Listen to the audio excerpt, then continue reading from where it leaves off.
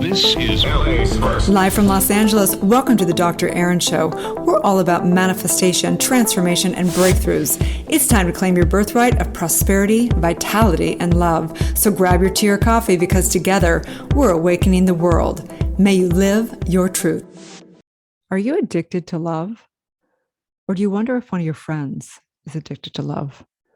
What is love addiction? And how do you know? How do you know what is happening in your life and in your love or in your non-love life? If you are interested in discovering what love addiction is and are you addicted, you want to listen to this podcast. Welcome to the Dr. Erin podcast. We come together to know the truth, live on spiritual principle, and align with universal law. We truly believe and know that when somebody awakens, they have a gift and message to bring to the world, and together we're awakening the world. So I am a doctor of divinity. Why we consider ourselves doctors is because we truly heal through revealing truth. And I absolutely know what it is like to be in the suffering and in the dysfunction and in the addiction of love. So today I want to just answer that one question. Am I addicted to love? I'll never forget the day I asked myself that question. I was in a tumultuous relationship, and I remember focusing on him over and over and over again, thinking if he changed, if he healed, if he did all of his work, then everything would be good. And I'll never forget it. I was in a codependency meeting. It was a 12-step meeting, and I was talking to a friend in there. And I think he asked me something like, how are you? What's going on? And I began to rattle off all the things that was happening with the man I was in a relationship. He did this, he said that. Oh my gosh, can you believe it? And I'll never forget, he looked at me and he said, when are you going to start focusing on him? When are you going to stop focusing on him? And why don't you start focusing on yourself? Bam. Shut the whole entire, stop me in my tracks. It was like a screeching halt in a race car, making skid marks across the racetrack. What? Me? No. Even though I was even in codependency meeting, I still was there to try and think that I would change myself to fix him. That's how sick I was. So today you may be asking yourself, am I addicted to love? And as you guys know, I work with soul-based entrepreneurs, spiritual coaches. And so you may be asking, why are we talking about love addiction, right? The point is this, is that what I have found with working and developing thousands of people across the globe is that until they deal with their relationship issues, they do not have true success in their personal and professional life. And I'm also here, as you guys know, to say that the concept of relationship in our culture is something that is very limited. And I have met people that are not in relationship that can be the most healthy, thriving human beings. And I've met people who are in marriages that could also be the most miserable people I've ever met, and vice versa. I've met people in loving relationships completely thriving, and I've met single people completely miserable. So I do not believe in a title or a relationship status to be somebody that is healthy in relationship. I truly believe that the ultimate relationship is with your higher self. It's with divine. It's with that aspect of yourself. And I was actually on a conversation in a meeting the other day with someone who said they'd actually had a marriage with themselves. They actually had a ceremony marrying themselves as their partner in this life and being able to fully be expressed and be in a relationship, but being fully complete as themselves. And I'm not here to say that's good or bad, or, we should be, let go of gender and become X, whatever. I don't have an opinion. I think that each person has a freedom of choice to decide what works for them in relationship and whatever it is for them to fully be in self-love and fully at peace and fully in expression and connection at the same time. So why do we care about answering the question, am I addicted to my relationship? Am I addicted to love? Am I codependent? What's going on? How do I figure this out? So, some of the signs I'll just say that after I'll work with a CEO or a single mother or whatever it may be. And what I find is that the people who are addicted to love generally it's impacting their life. It's impacting their life in whether they are being a roller coaster with their emotions. So they're not being able to focus on the present moment wherever they are. So addiction tends to have people basically be thinking about the past or be thinking about the future. Is it going to happen? Is it not going to happen? Right. Or they're not present right here. And I remember specifically. So some of the signs that I went through were this. I remember like looking at my phone a lot. Has he text? Has he not text? What did he say in that text? What is he doing? And I'd be like almost compulsively wondering, where is he at? What's he doing? Is he lying? Is he telling me the truth? All the stuff. And some of the signs I just remember being, um, I would, we'd get to, as we call it, the vicious cycle or the merry-go-round.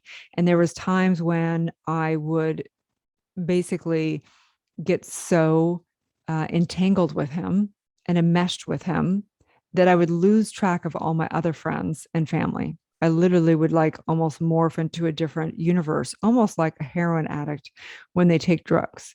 They become euphoric. They kind of let go of everything. Oh, food, money, family, friends, none of that matters. Only this substance over here, this love addiction over here. And then the merry-go-round would complete its cycle, and then we would break up or have some dysfunctional thing. And then I would slam back into reality, just like the heroin addict that just can't get the next hit, right? It's like withdrawals and feel like crap. And all of a sudden you're like, oh my gosh, I need friends and family and I need to make money and I need all these things, right? So some of the ways you can tell if you are addicted to love is because you're having a negative is impacting your life, straight up. Okay. It also can be where, to go further with it, because I've gone to the opposite side where what we call it is being an anorexic in love addiction. Okay. So you'll see this even with, entrepreneurs. It impacts people I work with. And it's impacted myself, where when you deny yourself of love and connection, and you just go, well, I'm just going to not have any dysfunction whatsoever. I'm not going to even date at all. And therefore, what happens is your soul slowly dies. It's like literally the anorexic that stops eating, and the life starts getting sucked out of them. They start turning pale, and they have no nutrition, and they're alive but barely. So it's the same with that, going to that spectrum. And are you addicted to your relationship or addicted to not having a relationship, right? Is it negatively impacting your life? And what happens with working, say, with someone who's trying to sustain a multiple six-figure company or something, and they're denying themselves of love and connection and expression. They put it into a box. It has to be a certain way. They're not good enough. And they just keep pushing people away, keep pushing away, keep pushing away. They're basically, total anorexics in it. And what happens is the soul begins to die. I know it well. I've done it, and you begin to basically just your whole mojo, if you will, your whole thing begins to go down, right? Your entire zest for life begins to go down if you don't have some love and expression. It doesn't have to be in the construct of, say, a relationship. It doesn't have to be, but you need to be around relationship, whether it be friends, whether it be loved ones, whether it be whatever. You begin to just die a little bit. So how do you know, and answer the question, am I addicted to my relationship? Well, addiction is really easy to define, and is it negatively impacting your life? There's a spectrum of addiction. You can be in addiction where things are beginning to become negatively impacted. And then there's a little bit further, right, where it's like, yeah, this isn't working. Like truly and truly, you're either getting so upset in your relationships that you can't focus or get anything complete, or it's just you're dying just because you're denying yourself of everything, right? So Rumi has a quote the famous Rumi. He says, your task is not to seek for love, but merely to seek and find all the barriers within yourself that you have built against it. I think that so often in our lives, we seek somebody to fulfill us, to complete us, as Jerry Maguire, the famous saying in Jerry Maguire, you complete me. And in Metaphysics of Mind, Science of Mind, we teach that if you place your power outside of yourself, you will be disempowered. It's that simple. It's 101 of metaphysics. The moment that you place your power outside of yourself, or put your relationship as your higher power, or put a substance, or put your career, or put your status, or put your age, or put your body, or put anything outside of yourself, you actually will become disempowered. That is the power of consciousness. So the goal in all of life, and in love and in relationship, whether it be with your friends or your family or your peers, or a intimate relationship or a sexual relationship or a dating relationship or a marriage or whatever, because all of life is a relationship. The goal is to have love, connection, and expression. Everyone, I don't care who you are, everybody, every soul, that is the glue of unity. That is the glue of oneness. That is what we teach. That is our primary principle in New Thought Global and in the New Thought movement. So, are you addicted to love? Addicted to love is basically a tug of war. I want it. I don't want it. I got to have it. I can't have it. I love you. I want to break up. Oh my gosh, I want to seek my person, and then finding everything wrong with them. A girlfriend of me sent a really funny meme the other day. It was like two pictures next to each other. And on one side, the woman's like, I really want to find my person. And then on the other side of the picture, she's sitting across from this guy and he's eating food. And she's like, this MF is, look at how he's chewing. Like, she's like disgusted and out of there. Right. And the point is this, is that addiction is a tug of war. You can't have it. You can't not have it. You want it. You don't want it. It's back and forth. It's in and out. It doesn't work in and it doesn't work out, right? It's like the heroin addict. It's not going to work for them to be on heroin. And then the minute they aren't on heroin, it doesn't work for them to not have heroin, right? It's back and forth. It's all that. It's all or nothing, everything. So are you addicted to love? Really, the way to define being addicted to love is defining not being addicted to your relationship. Sorry.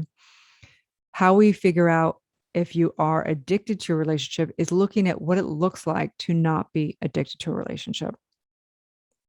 To not be addicted to a relationship means that you don't make them your source, that you're able to be happy, fulfilled, and peaceful, regardless of what someone else is doing. And you might think, well, that's impossible. How could I be okay if somebody is cheating, lying, or, doing drugs or whatever it may be? That's not what we're saying. We're not saying a healthy relationship would also have you put yourself in an environment where you don't thrive. Okay. So it means that you don't put them as your higher power. You don't put them as your source. You take full responsibility for your fulfillment, for your peace, and for your joy. What does it look like to be in a healthy relationship? It looks like to accept them exactly as they are. I saw a little post on Instagram. I think it was yesterday. And it said something like, here's a relationship hack for you ladies out there. It said, imagine your man, or woman or partner, doesn't matter if you're gay, straight, whatever, it doesn't matter. It's all going to be the same. Imagine they have a tattoo on their forehead that says as is, right? So what it looks like to be in a healthy relationship is to love somebody exactly as they are, unconditionally, with healthy boundaries. That's what it looks like to be in a healthy relationship.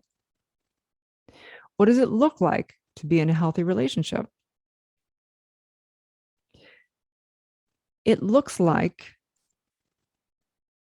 you being somebody that's not resisting what is, right? We try and fix, change, transform, heal. Oh my gosh, if he just went to therapy. Oh my gosh, if he just didn't watch too much TV. Oh my gosh, if he just didn't do that, whatever, then it'll all work out. Let me fix him. Let me change him. Let me heal him. Let me transform him. And we recognize in metaphysics that what we resist persists. So as long as you're resisting anything and not accepting people exactly as they are, you're going to suffer. And guess what? They're not going to want to change even more because you're resisting it. So what does it look like to be in a healthy relationship? It looks like to accept somebody exactly as they are and not try and change them. That's what it looks like. What does it look like to be in a healthy relationship?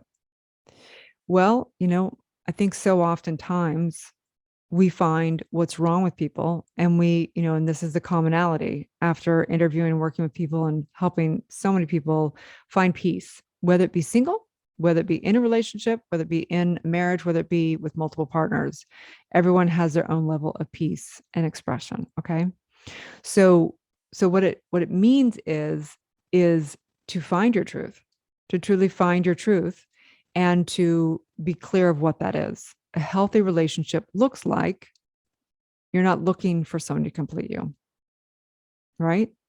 Like, because people are going to be stupid sometimes, right? Like, what does it look like to be in a healthy relationship, right? So if you're asking yourself, am I addicted to love? Am I addicted to my relationship? If you are trying to fix somebody, if you're trying to change somebody, if your relationship is impacting your personal or professional life, if it's impacting your health, if it's impacting and holding your energy, if it's holding your energy. I remember in my addiction being so obsessed with thinking about him. Like even if I broke up, I would be thinking about, how he did X, Y, and Z, how he cheated, how he said this, and how he lied, and it was running like a tape machine going through my head. And so we understand and know through all the other podcasts and things that trauma is the most important thing because trauma is what's projecting into your relationships. And it goes something like this. I'm not enough. I'm not worthy of love. I can't do this. I'll never find somebody that is, that works for me. I'll never find a soulmate. It looks like it's commands. We all have commands. We all have identity. And it plays out like a broken record in our relationships, right? So for me, my command and my identity in relationship for a majority of my life was I'm not lovable. And what would happen is no matter what they did, even in, some of the healthier relationships I was in, where they truly did love me, I couldn't believe it. I wouldn't believe it, no matter what they said, no matter if they did anything. I would never believe it because I didn't believe that they truly loved me. So I was always looking. I was looking through the veil. I was looking through that lens of you don't love me. So no matter what they did, I would find proof. It's like being in a lawyer in court, right? You're either you're making a case for one side or the other, right? You can make a case to say somebody loves me, or you can make a case to say they don't love me, and you'll find proof regardless. So in relationship, people are always, they have their kind of set thing. It's subconscious always, right? And it may look like, I'm not worthy of love. It may look like everyone cheats. It may look like whatever it may be. And they will find whatever proof they need to make sure that that is a self-fulfilling prophecy. So again, are you addicted to love? I would say that if you even have to ask this question, then yes. At whatever level, I'm not sure. But what I know for sure is that if you are in our culture whatsoever, you most likely have addictive behavior at some level. Very few people don't. It's probably 9 out of 10 people do. And so if you're asking the question, most likely it's yes. Because until someone truly finds source within, until they seek the kingdom and the queendom within and her or his righteousness, all things will be added. Right? So until then, no things will be added. You cannot have love until you truly love thyself. You cannot have love until you truly love thyself. Let me say that for the third time. You cannot have love until you truly love yourself.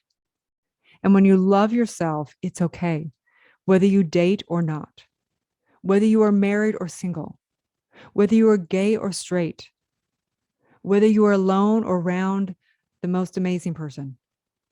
Until you find that love within, you will always be alone. You can be married and be alone. You can be in the relationship with the greatest person, and you will find your way of thinking that you are divided, that something's wrong with you, that you're not lovable, that you'll never be enough. Trust me, I know it so well. Are you addicted to love? Are you addicted to your relationship? If you even ask that question, the question itself answers. Just like we say in prayer, prayer is the answer. Because in prayer, and even asking and inquiring into the possibility of what it is that you're seeking, you become that which you seek in the consciousness. The prayer is the answer. The prayer is the answer. If you have to ask the question, am I addicted to my relationship? It already answers it, because it is in the mental equivalent of asking that question that means that you absolutely have not found the truth of asking, the truth of who you are. You are love. You are love. That is who you are. You are the source. You are all of that. As Rumi said, you were born with wings. Why prefer to crawl through life? So what does it look like? What does it look like? What would your life look like? And this is the answer. What would your life look like if you were fully free in love? What if you didn't need to put it into a box? What if you never had to make anyone wrong again? What if you were able to have sacred union only when it really was authentic? What if you were able to live your truth, whether that be getting married or staying single or dating many, whatever that truth is for you? What if you no longer try to fit into what the culture had to tell you, what it meant to love? What if you loved every single person that you came in contact with, just truly from your heart to their heart, just truly and truly loving them unconditionally, giving them your heart and soul fully?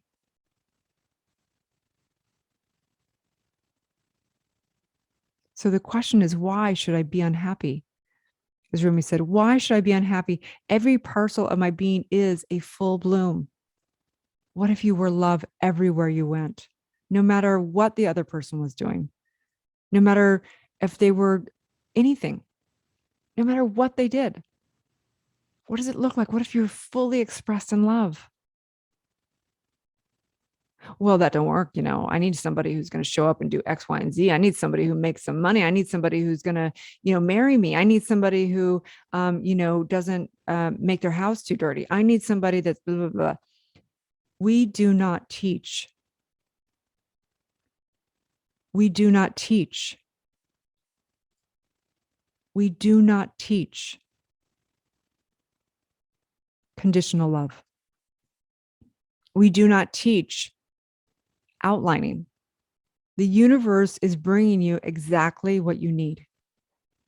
The person who's in front of you is exactly who you need. It may not be the person that you're going to spend the rest of your life with, but I promise you, this is your masterclass. This person right in front of you is the masterclass. How can you love this person right in front of you unconditionally and honor yourself and hold healthy boundaries? And maybe that means saying, no, I'm not going to date you. I'm not going to be with you, but I'm going to still love you.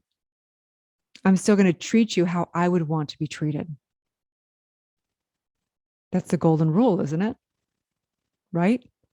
I promise you, whoever is in front of you is the exact correct person for you to learn how to love with grace, with respect, with unbounded love. And so in this moment, I just say yes. I say yes to love. I say yes to releasing the identity of, am I addicted to my relationship? I am the questions I ask speak into existence my reality. Who am I if I'm fully expressed in love? Who am I if I unconditionally love? Who am I being as free as I am in love? Who am I if I tear down the walls that the task is not to seek for love, but to merely to seek and find the barriers within myself that I've built against it? Who am I if I break down those walls? Who am I? Who am I if I stop acting small? Who am I? Who am I if I ecstatically go through life loving exponentially? Who am I if I seek knowing that whatever I'm seeking is seeking me with total, utter faith? Who am I? Who am I without grief? Who am I without suffering? Who am I without I am not enough? Who am I? Who am I if I'm actually happy? Who am I?